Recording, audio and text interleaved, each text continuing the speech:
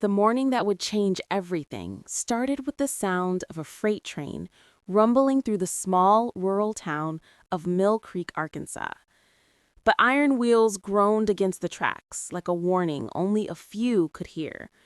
Beneath the old steel bridge at the edge of town, a place the grown-ups called the wrong side and the kids called home base, a 12-year-old girl named Lily sat on a cold concrete ledge, clutching a plastic lunchbox she had carried every single day since kindergarten. Her stomach growled. She'd skipped breakfast again. Her shoes, 2 sizes too small and patched with duct tape at the toes, tapped nervously against the concrete as the train roared past. Her heart raced, not from fear, but from the sound that came after the train. A creaking, a subtle shift in the air. It wasn't the wind, and it wasn't just the rusting steel bridge. She knew that sound. It meant someone was coming. Lily's fingers tightened around the handle of her lunchbox as a man's shadow stretched across the gravel path below. She didn't look down. She didn't have to. In Mill Creek, when you grew up with nothing, you learned to read shadows like other kids learned to read books. The man stopped beneath the bridge. The metallic echo of his boots against the gravel made her skin prickle. He tilted his head, scanning the quiet tracks, then said, "You shouldn't be here, Lily." Her heart thudded in her chest. He knew her name. It was only 7:42 a.m., and already this day wasn't like the others. Lily wasn't a troublemaker.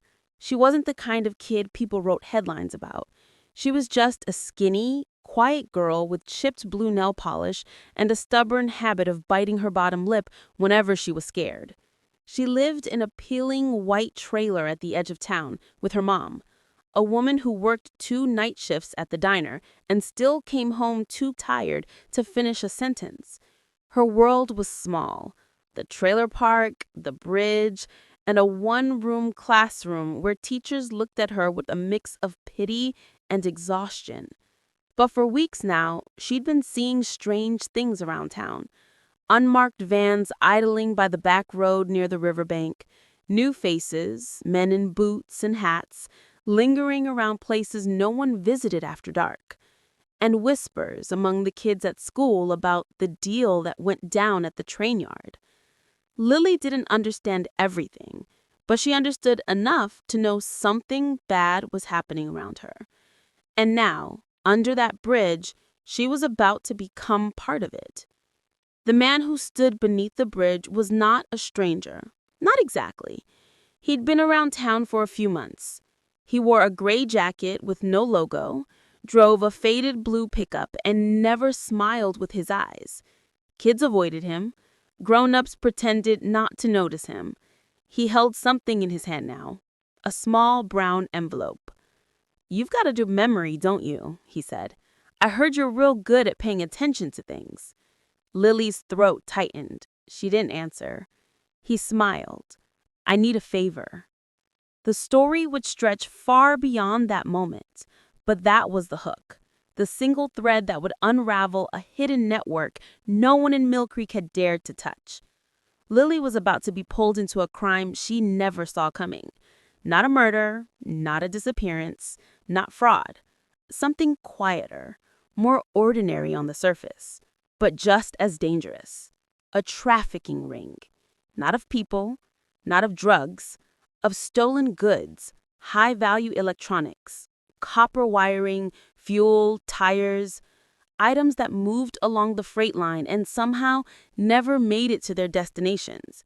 And in a town where adults looked away because they were scared or desperate, the criminals found their safest mules in the most invisible people, kids like Lily.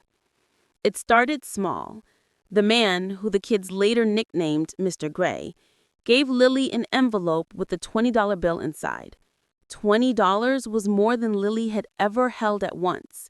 He told her it was for keeping watch. Just stay near the bridge. If she saw anything, police, strangers, anyone she didn't recognize, she'd whistle. That was it. She told herself it wasn't a crime. She wasn't hurting anyone. She was just watching.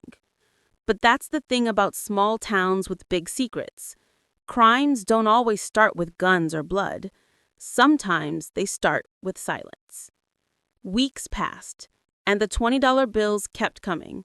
Her mom never asked where the extra lunch money came from. Lily was careful. She hid the bills in a box beneath a loose floorboard. But what she didn't know was that others were watching too. Someone from the sheriff's department had been tracking the stolen shipments for months. They'd narrowed it down to the freight bridge as a key point, and someone, an informant, had tipped them off that a child was involved. Lily didn't know it then, but her name was already in a file at the sheriff's office. One rainy Thursday afternoon, everything shifted. Lily sat on the bridge steps, kicking at the mud, when she saw two men, one she'd never seen before, talking in hushed voices near the pickup truck. One of them kept looking at a clipboard. The other opened the truck bed and revealed crates marked with shipping codes. This wasn't right before. Something big was happening. She knew because Mr. Gray's voice was different when he spoke to her, harsher. "Stay right here. You see anyone, you run. Got it?" Lily nodded. Her stomach twisted with something new. Not excitement, not fear. Something heavier. The train came early that day. Rain slicked the tracks. Her hands were freezing against the metal railing. And then headlights. A white SUV pulled up slowly from the road above. Two figures stepped out, men in uniforms. Not just deputies, federal agents. She didn't know what federal meant, but she saw the word printed in yellow on the back of their jackets, and she understood enough that the quiet little crime under the bridge wasn't so quiet anymore. One of the men whispered something into a radio, and in that split second, Lily's world split in two. She could stay quiet, like she always had, or she could run. But either way, something was about to explode. She didn't run. She screamed. It wasn't a whistle. It wasn't a signal. It was pure panic. The men at the truck jumped, shouting commands. One threw the clipboard into the mud.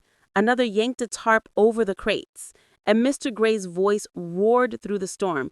Who told them? Lily didn't even realize she was crying until her vision blurred. Sirens, flashing lights, a crackle of radios. The bridge, her quiet, secret hiding place, was now swarming with law enforcement. For the next 6 months, Lily's name lived in court documents, interviews, and whispered conversations at the diner. Not as a criminal, not as a victim, but as a witness. The ring they uncovered stretched across 3 counties.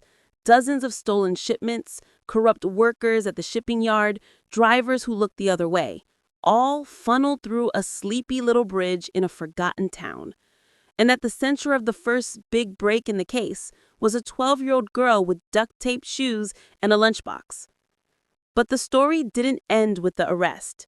It continued in the quiet way trauma does, in the stares from people who didn't understand, in the awkward way teachers paused when she walked into a room, in the hushed way neighbors whispered, "That's the girl who..."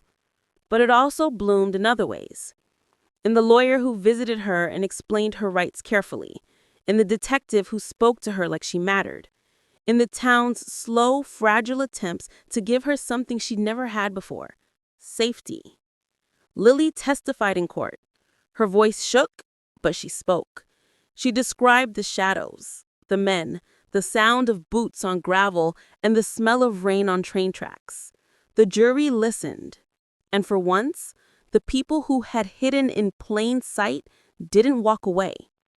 Years later, Lily would return to that bridge, not as a frightened child, but as a young woman. She traced her fingers along the railing and remembered the day everything changed. Not the day she was pulled into a crime, the day she helped bring one down. Crime doesn't always come in dressed in violence.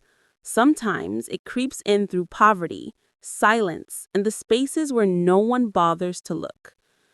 Lily's story isn't about betrayal or loss. It's about survival in a world that underestimates the invisible. If you want more gripping true crime stories that dig beneath the surface, subscribe, and turn on notifications. These are the stories no one tells loudly, but the ones that matter the most.